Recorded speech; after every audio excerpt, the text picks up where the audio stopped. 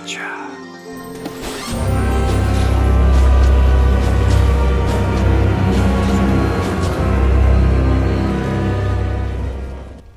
Hey, how's it going everybody? It's Thegameconomist back with another Dark Souls 3 PvP guide. Today, I'll be using the Hollowslayer Greatsword. I still remember back in the day when I was a PvP nub, still learning things about the game, and I watched Damn-No-HTML using this weapon, and it just kind of blew my mind. I learned so much so quickly watching him outtrade his opponents using the Leo Ring and the R2 on this weapon. Damage-wise, this is a pure physical weapon, so even though the AR looks lower than some other weapons, pure physical deals better damage against armor than split damage.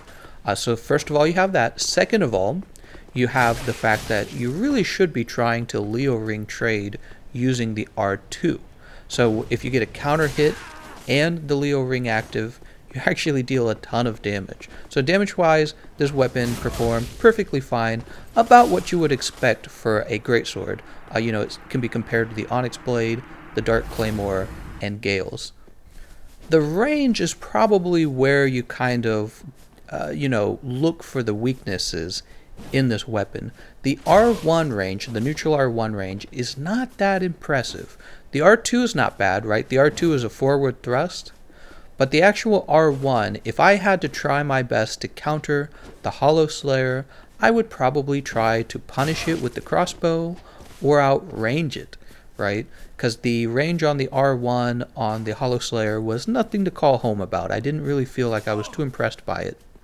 And of course, that doesn't sit well on a greatsword because you have a very weak running attack. So you find the Hollowslayer leaning on its R2 quite a bit. And that means your opponent has to be dumb enough to run into the R2, which, believe it or not, that happens. Maybe a lot. Speaking of the neutral R1, this is one of two greatswords that has a unique moveset. The Hollowslayer and the Drakeblood Greatsword do I don't want to call it cute, they do a cool little flip with the R1, right? And there is some difference between this other than just cosmetic from other greatswords. Basically, you get faster hyper armor between your R1s all the way up until the point where you return to the original R1 animation, that is the first R1. And that's actually really valuable because it kind of turns you into a blending machine. If people try to attack, if they try to interrupt you between swings, it's too risky for them. It's not worth it to try and do that. And that's why I get back to that point where it's probably in your opponent's best interest to counter the Hollowslayer by just trying to outrange the R1 but avoid the R2s. And you could do that, I think, pretty effectively using a Black Knight shield and a crossbow and a simple longsword, or maybe even a Goddard's longsword, right? Since the Goddards have a little more range than the Lothric Knight sword, right? And of course, if you're using Hollowslayer, you definitely don't want to have to fight a mage or pyromancer. Neither of those fights are going to be easy for you, especially if they know what they're doing. Right? So at that point, that's probably where you would decide that you want to swap over to the Pontiff Knight Curved Sword or to the Washing Pole. And that's something you can do just because of the stat allocation on this build. And that's why Damn-No-HTML would bring the Hollowslayer with him, because he knew he could swap over to it when he's fighting people because of the stat allocation. And so I'm kind of curious why you don't see this more often. What you really see in very high tier duels, you see people using the Pontiff Knight Curved Sword with the Cestus Perseverance, right? You see that a lot. You don't really see the Hollowslayer Greatsword anymore.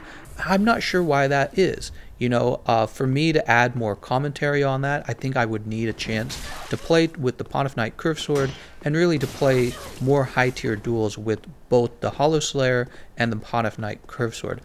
I'm going to guess that it's just the case that the Pontiff Knight Curved Sword really outplays the Hollowslayer Greatsword, and you don't really need the hyper armor because you're just going to use Perseverance from your Cestus. Same with people who might offhand like the Red Hilted Halberd. You would just dual wield it to get the perseverance, and then you don't need the Hollowslayer Greatsword. And that kind of leads us back to one of the changes that FromSoft made to the game. FromSoft improved perseverance at some point so that people would consider using it. And when that happened, that might have been part of why the Hollowslayer Greatsword dropped out of competitive duels. Now, in the random arena, was I doing well with it? Heck yeah. I actually found it to be a better than average weapon, in my opinion. I didn't have to work as hard. I certainly think people who are just getting into the game will enjoy this weapon, because what it really does is it punishes people who don't know what they're doing, and it punishes them pretty hard, right? Like I had people, I was fighting some people who thought they could just, it's so silly, they could interrupt my next R1, but it's like maybe one of the most obvious attributes of the Hollowslayer Greatsword is just that it has a lot of hyper armor in all of its R1s. There's no opening to attack it, and you certainly don't want to roll into it or roll past it because of its weird hitboxes. But I guess there's just people who don't know this, so they try to treat it like a typical greatsword, and they get blended in the blending machine. Really simple, right? So this is a terrific starter weapon. If you're going to use it, I do recommend bringing a washing pole. I have a fire-infused washing pole, which means I'm not getting as good of damage as I could out of it, but also it means I get a little bit of chip damage. I don't have 4 washing poles all leveled up sitting around. If I was trying to be really competitive, I'd have one infused to whatever it is, sharp. I'd have one infused to deep. I'd have one infused to fire. I'd have all that stuff just sitting in my inventory waiting to be used for special case situations. I never have all that stuff sitting around, guys. I'm sure you don't either. But yeah, so I was using the washing pole as a finishing tool. That is a terrific thing to do. And then I suppose what I could also do is have the Pontiff Cryptsword with me if for some reason I felt like that was something that I needed to trade into. Maybe for pressuring mages, who knows. But yeah, let me just finish with a little comment. Be sure that you're bringing the appropriate amount of poise on this weapon. You probably want to have at least 38 poise. And that's about it. Just trade into people using your R2 and the Leo ring, and just blend people who try to challenge the R1 in close range.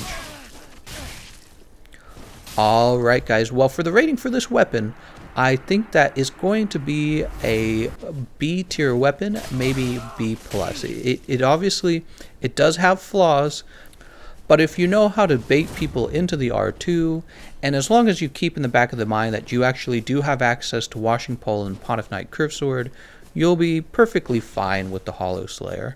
So this is definitely a B tier weapon.